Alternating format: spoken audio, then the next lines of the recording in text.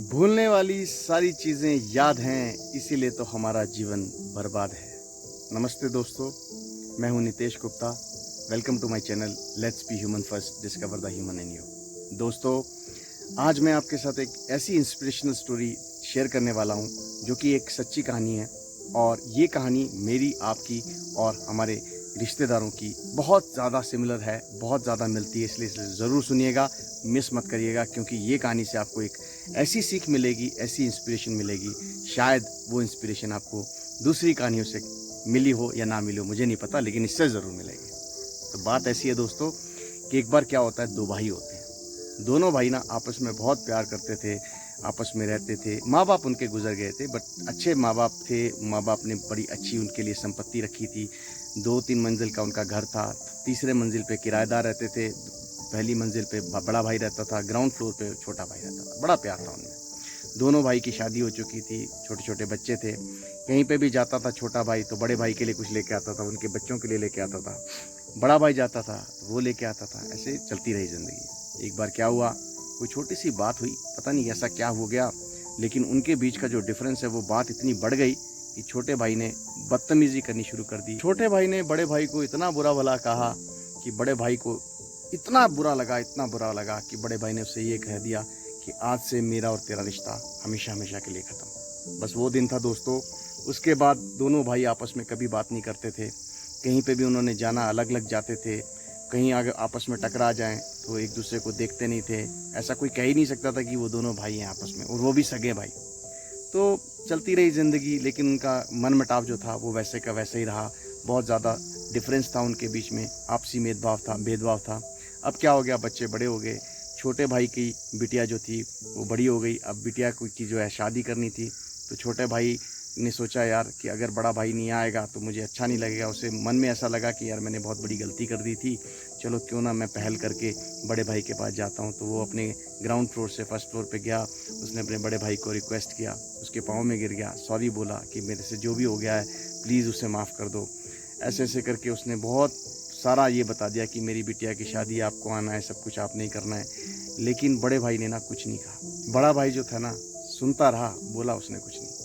Finally क्या हो गया, थोड़ी देर बाद छोटे भाई को लगा कि बड़ा भाई तो मेरी बात को सुन ही नहीं रहा है। चला गया छोटा भाई, चलो कोई बात नहीं है। अब क्या हुआ कि शादी की डेट नज़दीक आने लग गई। तो यूजुअली क्या है, दोनों भाई जो हैं उनके माँ बाप एक गुरु के पास जाया करते थे, तो साथ में बचपन में वो दोनों भाई भी जाते थे। तो वो सिलसिला आज तक चलता आ रहा था। तो एक दिन छोटा भाई गुरुजी के पास गया उनका उपदेश सुनने के लिए। तो गुरुजी ने उसे देखा कि यार ये तो बड़ा उदास लग रहा है। तो गुरुजी ने उससे पूछा कि भाई एक बात बता कि तू उदास क्यों है। तो छोटे भाई ने ना पूरी की पूरी बात बताई कि ऐसा ऐसा हुआ था, मैंने बड़े भाई के साथ बातचीत करनी बंद कर दी। फाइनली क्या हो गया, मेरी बिटिया की शादी है, मैं बड़े भाई के घर गया। उसे मैंने कहा कि आप मेरे बिटिया की शादी में आइए, आपने ही सब कुछ करना है। लेकिन बड़े भाई ने कोई बोला कुछ नहीं, ना कोई बात की, ना कुछ किया। और बड़ा भाई मेरे से बहुत ज़्यादा गुस्सा है, मुझे नहीं लगता वो आएगा। चलो, महाराज जी ने ये बात सुन ली, कोई बात नहीं। अगले दिन क्या हुआ कि अगले दिन उसका बड़ा भाई आया। तो बड़े भाई ने पूरा का पूरा उपदेश भी सुना। उपदेश सुनने के बाद महाराज जी ने उसे कहा कि बेटा इधर आना, मैंने सुना यार तुम्हारे घर में शादी है, तुम्हारे छोटे भाई की बेटी की शादी है, और बहुत बहुत मुबारकें। बाबा जी ने कहा कि मुझे उम्मीद है कि आपके घर में आप दोनों भाई बड़े अच्छे से इसकी सेटलमेंट कर रहे होंगे, बहुत अच्छे से प्लानिंग की होगी, शादी का बहुत तैयारी चल रही होगी। तो बड़ा भाई कुछ बोला नहीं, और बाद में उसने पूरी की पूरी बात जो है बाबा जी को बताई कि बाबा जी ऐसा ऐसा हुआ था 10 साल पहले, मेरे भाई ने मेरे साथ बहुत बड़ी बदतमीज़ी की, और वो बात ना मुझे आज तक लगी हुई है। मैं इसकी बेटी की शादी में नहीं जाऊंगा। तो मैं जो है ना बिल्कुल भी खुश नहीं हूँ। तो बाबा जी ने जब उसे देखा ना तो बड़े सरप्राइज़ किए।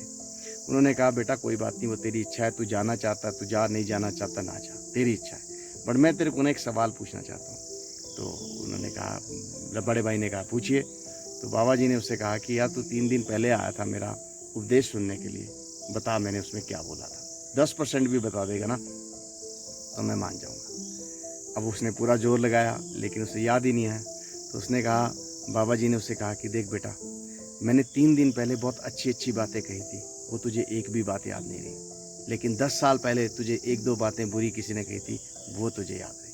तो याद रखना बेटा, जीवन में ना जो बुरी बातें होती हैं, अगर इसको दिमाग में रखते हो ना तो ये आपके जीवन को बर्बाद कर देती है। अच्छी बातों को अपने दिमाग में रखो, क्योंकि ये अच्छी बातें आपके जीवन को आगे ले जाने के लिए, सक्सेसफुल बनाने के लिए बहुत काम आएंगी। बुरी बातें आपको हमेशा पीछे लेके जाएंगी और इसका कोई फ़ायदा नहीं होगा। अपने लिए भी नुकसान करोगे, रिलेशनशिप भी ख़राब करोगे। ये बात सुन के ना बड़े भाई को बड़ा अच्छा लगा और बड़े भाई ने कहा कि महाराज मैं आज ही अपने छोटे भाई के पास जाऊंगा और उसकी बिटिया की पूरी शादी में जो है मैं पूरा का पूरा अच्छे से योगदान दूँगा। तो वो अपने भाई के पास जाता है, बहुत अच्छे से वो शादी करते हैं। और ये छोटी सी चीज़ हमें क्या सिखाती है, छोटी सी स्टोरी हमें क्या सिखाती है कि जो बुरी बातें हैं ना दोस्तों, अगर उसे अपने दिमाग में रखोगे ना तो आप लाइफ में कभी आगे नहीं जा सकते, वो आपको खोखला ही करेगी। इसलिए हमेशा अच्छी बातों को याद रखो दोस्तों और अच्छी ज़िंदगी को जियो। तो इससे मैं उम्मीद करता हूँ आपको ये मेरी स्टोरी अच्छी लगी होगी। Please like and subscribe my channel. Thank you very much. आपका अपना नितेश गुप्ता। धन्यवाद।